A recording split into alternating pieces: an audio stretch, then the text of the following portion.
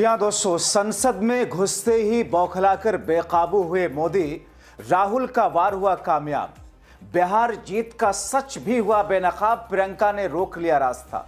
स्वागत है आप सभी का। आप देख रहे हैं द राजनीति का विशेष सेगमेंट खबर और विश्लेषण। मैं हूं जबार खान। दोस्तों, आखिर ऐसा क्या हुआ कि संसद के शीतकालीन सत्र के पहले ही दिन पार्लियामेंट के अंदर घुसते घुसते मोदी के साथ कुछ ऐसा हो गया जिसकी उन्होंने कल्पना तक नहीं की थी। आखिर प्रियंका गांधी ने किस बात पर सामने आकर के रास्ता रोक लिया और राहुल गांधी ने जो एक ताना बाना बुना उससे कैसे बौखला करके मोदी बेकाबू होते नजर आए, उनकी भाषा बिगड़ गई। विस्तार से आपको सब कुछ बताते हैं दोस्तों। अगले चंद मिनट मेरे साथ में जरूर बने रहें। दोस्तों, पहलगाम आतंकी हमले और लाल किले पर आतंकी हमले के इस माहौल में जब शीतकालीन सत्र का संसद का सत्र शुरू हो रहा था तो देश के राजनीतिक बुद्धिजीवियों ने इस बात का अंदाजा लगाया कि शायद पहलगाम को लेकर के कोई चर्चा हो, शायद लाल किले पर हुए आतंकी हमले को लेकर कोई चर्चा हो, शायद एसआईआर की जड़ में जो कुछ कथित धांधलीबाजी है और उसके कारण जिस तौर पर बीएलओ की जाने जा रही उस पर कुछ चर्चा हो। मगर जिस तरीके से बिहार जीत की बात को लेकर के लोग अंदाजा कर रहे थे, आखिरकार विपक्ष ने उस पर कोई चर्चा तो शुरू नहीं की, मगर प्रधानमंत्री नरेंद्र मोदी खुद बिहार की जीत को जस्टिफाई करने में ऐसा बौखला गए कि उनकी भाषा विपक्ष के लिए मानो तमाम मर्यादाएं तोड़ती चली गईं। दोस्तों, जिस वक्त पार्लियामेंट का सेशन शुरू हो रहा था और उस वक्त इस बात का अंदाजा करके मीडिया कर्मी खड़े थे कि अब से थोड़ी ही देर में कुछ कंस्ट्रक्टिव देखने को मिलेगा, मगर देश के प्रधानमंत्री नरेंद्र मोदी ने कुछ ऐसा कर दिया जिसे चारों तरफ से थू थू होने लगी। दोस्तों, प्रधानमंत्री नरेंद्र मोदी ने जो बातें संसद के सत्र के शुरू होते होते कही और जिन बात को कहने का प्रयास वो करते हुए दिखाई दिए, उससे ऐसा लगा कि जैसे वाकई बिहार में धांधली के जरिए जीत दर्ज की गई हो, जैसे उसे देश के और जनता के सामने जस्टिफाई करने की कोशिश कर रहे हों। और तभी प्रियंका गांधी ने रास्ता रोका और राहुल गांधी ने जिस अंदाज में ताना बाना बुना, पीएम मोदी की भाषा आपको दिखाएंगे। दोस्तों, एक प्रधानमंत्री की यह भाषा कैसे हो सकती है? वो कहते हैं कि पराजय नहीं पचा पा रहे लोग, पराजय ने जकड़ के रखा है। बौखलाहट में संसद को अपनी बौखलाहट का मैदान मान करके उसे खोदने पर तुले। बिहार चुनाव में हार के बाद विपक्ष पराजय की बौखलाहट में है। सुन लीजिए देश के प्रधानमंत्री नरेंद्र मोदी की कुछ सेकंड की ये भाषा। विपक्ष भी अपना दायित्व निभाएं, चर्चा में ऐसे मुद्दे उठाएं, मजबूत मुद्दे उठाएं, पराजय के निराशा में से बाहर निकल करके आए। और दुर्भाग्य है कि एक आध दो दल तो ऐसे हैं कि वो पराजय भी नहीं पचा पाते। और मैं सोच रहा था बिहार के नतीजे इतना समय हो गया है तो अब थोड़ा संभल गए होंगे, लेकिन कल जो मैं बयानबाजी सुन रहा हूं उनकी, तो उसे लगता है कि पराजय ने उनको परेशान करके रखा है। लेकिन मेरा सभी दलों से आग्रह है कि शीतकालीन सत्र में पराजय की बौखलाहट का वो मैदान नहीं बनना चाहिए। दोस्तों, बतौर प्रधानमंत्री नरेंद्र मोदी का विपक्षी पार्टियों द्वारा मुद्दे को उठाना, खासकर एसआईआर की गड़बड़ियों, बीएलओ की जा रही जानों, पहलगाम लाल किला आतंकी हमलों, दिल्ली में जानलेवा प्रदूषण को ड्रामा बताने पर प्रहार करते हुए कांग्रेस ने कहा कि पीएम ड्रामा शब्द का उपयोग कर रहे हैं। वो कर रहे हैं जो कि सबसे बड़े ड्रामाबाज हैं।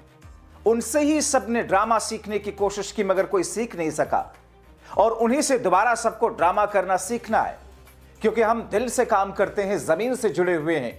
पीएम मोदी के इस प्रधानमंत्री रहते हुए भाषा के थेथरई पर प्रियंका गांधी ने कहा कि एसआईआर और प्रदूषण पर चर्चा ड्रामा नहीं मिस्टर मोदी, बच्चों के फेफड़े प्रदूषण से खराब हो रहे हैं और आप ड्रामा की रट लगाए हैं, कुछ तो शर्म कीजिए। दोस्तों, हंगामा ऐसा हुआ सत्र के भीतर संसद के अंदर कि मोदी शाह हड़बड़ा गए। पीएम के संसद के चैम्बर में तत्काल प्रधानमंत्री नरेंद्र मोदी को बैठक बुलानी पड़ी और उस बैठक में यह तय किया जाने लगा कि आखिर विपक्ष से निपटा कैसे जाए, क्योंकि दोस्तों संसद की कार्रवाई 11 बजे शुरू हुई, 12 बजे स्थगित कर दी गई और फिर शुरू होते ही 2 बजे तक के लिए स्थगित कर दी गई थी।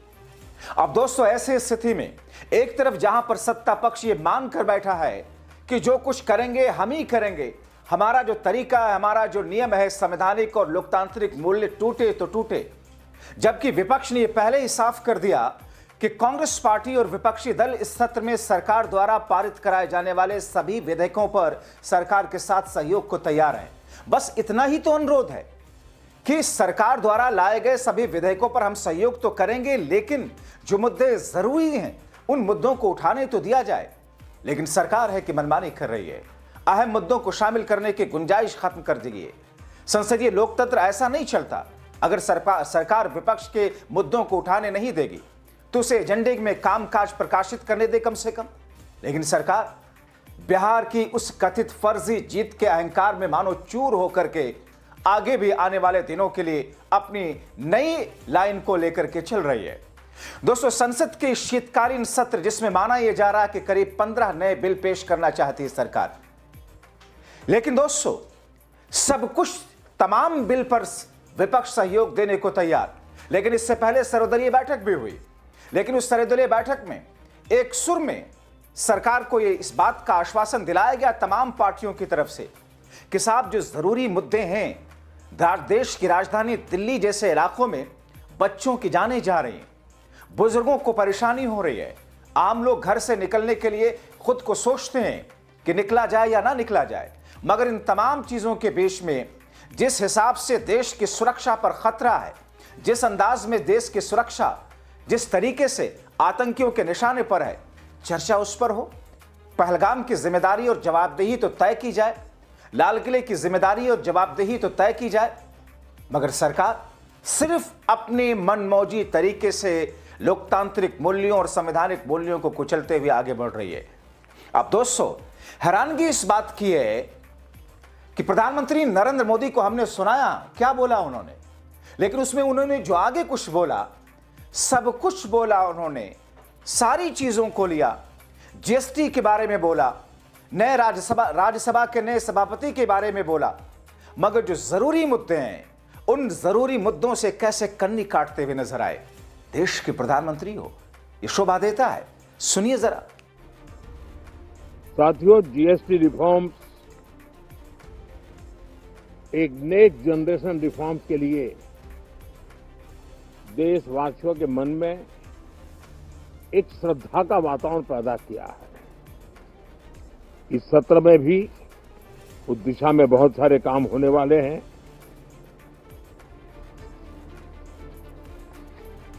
हमारे देश का एक हमारे मीडिया के मित्र कभी अगर एनालिसिस करेंगे तो उनको ध्यान में आएगा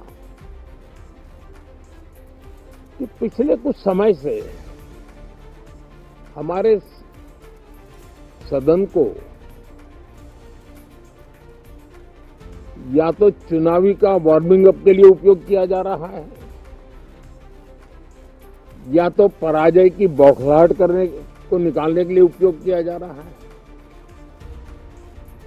अब मैंने देखा है कुछ प्रदेश ऐसे हैं कि सत्ता में रहने के बाद इतनी एंटी इनकम्बेंसी है कि वो वहां जनता में जा नहीं पा रहे हैं, वहां लोगों के बीच जाकर के अपनी बात बता नहीं पा रहे हैं, और इसलिए सारा गुस्सा या सदन में आकर के निकालते हैं और सदन को अपने उस राज्य की राजनीति के लिए इस्तेमाल करने की नई परंपरा को कुछ दलों ने जन्म दिया है। अब उन्होंने एक बार चिंतन करना चाहिए कि पिछले 10 साल से ये जो खेल खेल रहे हैं, देश स्वीकार नहीं कर रही है इन पद्धतियों को, तो अब थोड़ा बदलें, अपनी रणनीति बदलें। मैं टिप्स देने के लिए तैयार हूं उनको कैसे परफॉर्म करना चाहिए। लेकिन कम से कम सांसदों के हकों पर तराप मत लगाइए। तो देश के प्रधानमंत्री ये कह रहे हैं कि साहब संसद को चुनावी अखाड़ा न बनाया जाए। तो सीधा सवाल है आपसे कि संसद के भीतर देश का पहला ऐसा प्रधानमंत्री जिसने कहा कि अब की बार 400 के बाद किसी प्रधानमंत्री ने आज तक भारतीय लोकतंत्र में संसद के मंदिर में ऐसा कभी नहीं दावा किया था कि हमारी पार्टी इस बार इतनी सीटें जीतने जा रही है।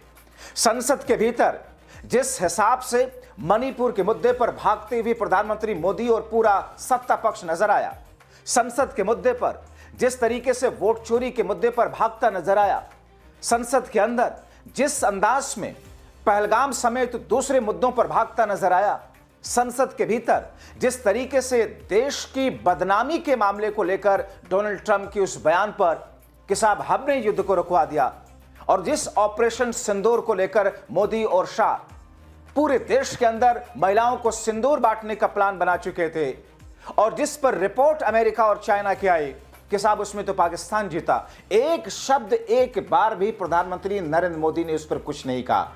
और ये कहते हैं कि संसद के भीतर चुनावी अखाड़ा बनाने की कोशिश विपक्ष कर रहा है। मतलब दोस्तों, उल्टा चोर कोतवाल को डांटे। तो ऐसी स्थिति में सवाल यह है कि 19 तारीख तक का ये जो संसद का शीतकालीन सत्र रखा गया है, इसमें भी एक सवाल है, आखिर इतने कम समय के लिए आपने इस सत्र को क्यों रखा? मुझे नहीं याद पड़ता कि आजाद भारत के इतिहास में शीतकालीन सत्र इतना छोटा रहा हो, 1 दिसंबर से लेकर 19 दिसंबर, और जिसमें कामकाज के दिन महज 14 से 15 दिन है, और उसमें सत्ता पक्ष को यह पता है कि किस तौर पर क्या क्या मुद्दे उठाने हैं जिसमें विपक्ष उलझ जाए, और काम के मुद्दों पर चर्चा हम तो होने नहीं देंगे। ऐसे में दोस्तों, आप क्या सोचते हैं? अपनी राय जरूर लिखें।